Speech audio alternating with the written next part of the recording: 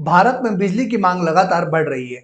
हर नए शहर, नए उद्योग और नए घर तक बिजली पहुंचाने के लिए मजबूत पावर डिस्ट्रीब्यूशन नेटवर्क की जरूरत है। ऐसे में एक ऐसी कंपनी आईपीओ लेकर आ रही है जिसका मार्केट कैप 146.63 करोड़ और जिसके पास 553 करोड़ से ज्यादा का ऑर्डर बुक है, 4400 से ज्यादा एम्प्लॉयज और 40 ईयर का स्ट्रॉन्ग एक्सपीरियंस और 40 ईयर से बिजली वितरण कंपनी के साथ काम करने का एक्सपीरियंस। साथ ही ग्रे मार्केट में भी अच्छी डिमांड देखने को मिल रही है। लेकिन क्या जीवी इलेक्ट्रिकल्स आईपीओ में निवेश करना चाहिए या फिर इसे अवॉइड करना चाहिए?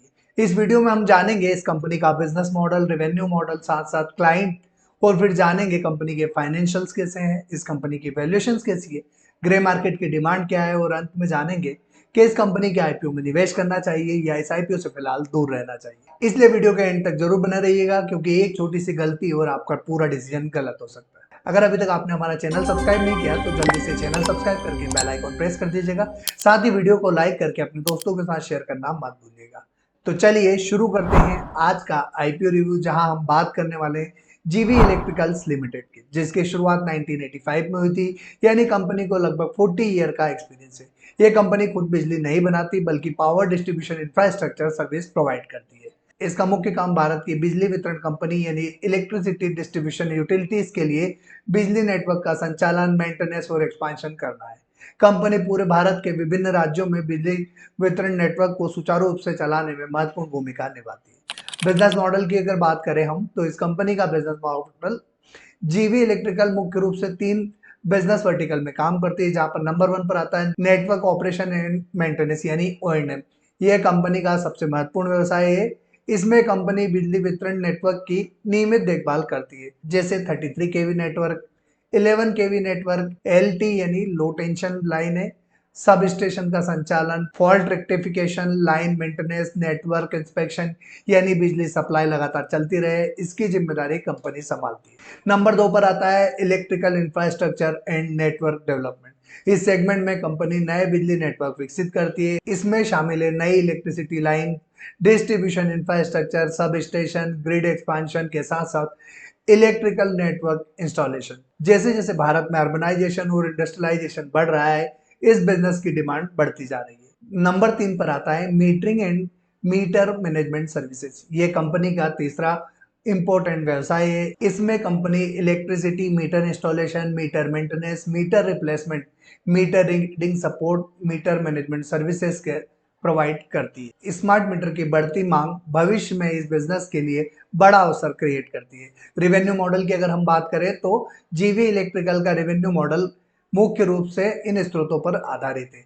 नंबर 1 पर आता है operation and maintenance contract, number 2 पर electrical infrastructure development project, number 3 meter installation and meter management services, number 4 long term utility maintenance contract. Company का अधिकांश काम सरकारी बिजली वितरण कंपनियों से टेंडर के माध्यम से मिलता है। एक बार प्रोजेक्ट मिलने के बाद कई वर्षों तक लगातार रेवेन्यू मिलती रहती है।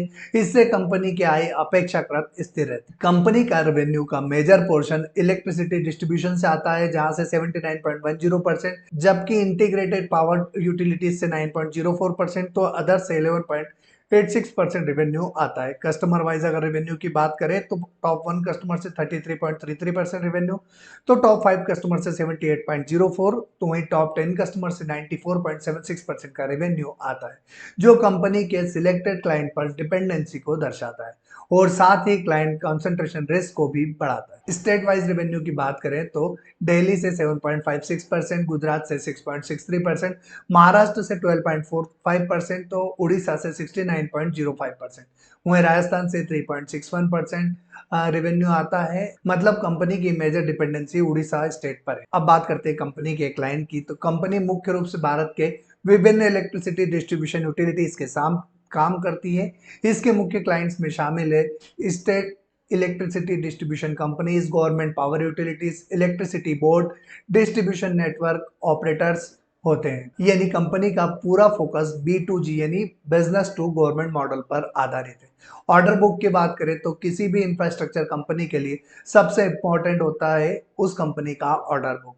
30 जुलाई 2026 तक कंपनी के पास 34 ऑनगोइंग प्रोजेक्ट हैं और लगभग 553.70 करोड़ का ऑर्डर बुक है।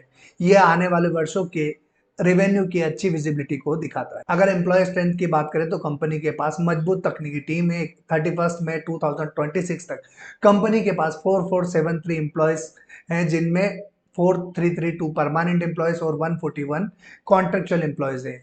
इतनी बड़ी वर्कफोर्स कंपनी की एग्जीक्यूशन कैपेबिलिटी को मजबूत बनाती है। कंपनी के पास कई अंतरराष्ट्रीय स्तर की सर्टिफिकेशन है, जैसे ISO 9001 2015 quality management, ISO 14001 2015 environmental management, ISO 45001 2018 occupational health and safety, SA 8000 2014 social accountability. यह सर्टिफिकेट कंपनी की ऑपरेशनल स्टैंडर्ड और प्रोसेस क्वालिटी को दर्शाता है। बात करते हैं कंपनी की आईपीओ डिटेल की। 31 जुलाई के दिन आईपीओ शुरू होने वाला, 4 अगस्त तक ओपन रहेगा, 7 अगस्त के दिन टेंटेटिव लिस्टिंग हो सकती है। 10 रुपीज फेस वैल्यू, 123 से 130 रुपीज का प्राइस बैंड, 42.25 करोड़ का आईपीओ साइज, जहां पर 39 करोड़ का फ्रेश इशू और रिमेनिंग अमाउंट जो है वो ओएफएस होने वाला है।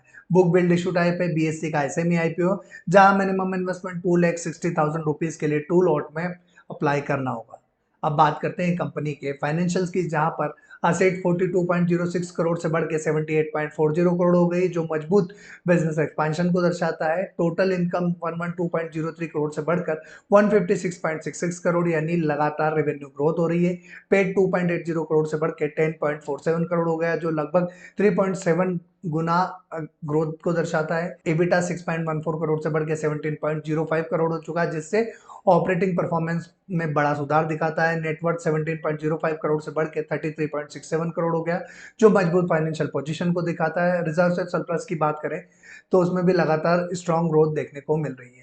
टोटल बोरोइंग 4.95 करोड़ से बढ़ के 16.47 करोड़ हो गई है, इसलिए डेप्ट पर नजर रखना भी जरूरी रहेगा। ओवरऑल अगर कंपनी की सेल्स, प्रॉफिट, एबिटा और नेटवर्थ में लगातार मजबूत ग्रोथ देखने को मिल रही है, जो एक बड़ा पॉजिटिव है। हालांकि बोरोइंग में भी तेज ग्रोथ देखने को मिली है, इसलिए निवेशकों को डेप्थ पर नजर रखना काफी इंपॉर्टेंट रहने वाला है। अब बात करते हैं कंपनी की वैल्यूएशंस की, जहां पर आरओई 36.81%, आरओसी 31.13% कंपनी की मजबूत प्रॉफिटेबिलिटी और कैपिटल इफिशिएंसी को दर्शाता है। डेप्ट टू इक्विटी रेशियो 0.49 का है, यानी डेप्ट अभी भी नियंत्रण में है। रिटर्न ऑन नेटवर्थ 31.09%, निवेशकों के लिए अच्छा रिटर्न जनरेट कर रही है।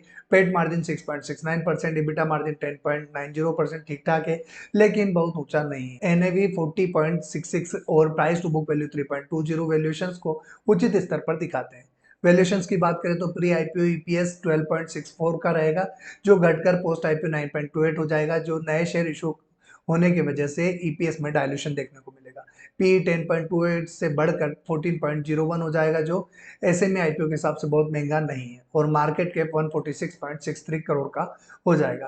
कंपनी के प्रॉफिटेबिलिटी रेशो मजबूत है, डेप्ट नियंत्रण में है और वैल्यूएशन भी रीजनेबल नजर आती है। हालांकि आईपीओ के बाद ईपीएस में डायल्यूशन देखने को मिलेगा, जो किसी भी आईपीओ में नए शेयर इशू होने की वजह से सामान्य कही जा सकती है। अब बात करते हैं हम इस कंपनी के पीयर कंपैरिजन की, जहां पर जीवी इलेक्ट्रिकल का पी 10.28 का है, जो राजेश पावर सर्विसेज 10.69 से लगभग बराबर है, लेकिन पार्थ इलेक्ट्रिकल 39.20 से काफी कम है। इससे आईपीओ की वैल्यूएशन आकर्षक दिखाई देती है। रिटर्न ऑन नेटवर्थ 31.09 का मजबूत है, राजेश पावर का 35.26 के करीब है, जबकि पार्थ इलेक्ट्रिकल का 12.78 से काफी बेहतर है। पीबी वैल्यू 3.20 का है, जो राजेश पावर सर्विस से कम है, लेकिन पार्थ इलेक्ट्रिकल से के 5.48 पीबी वैल्यू की तुलना में अधिक उचित वैल्यूएशन दर्शाते हैं। ईपीएस 12.64 का है, जो राजेश पावर सर्विस से कम है, लेकिन पार्थ इलेक्ट्रिकल 11.35 से थोड़ा बेहतर है।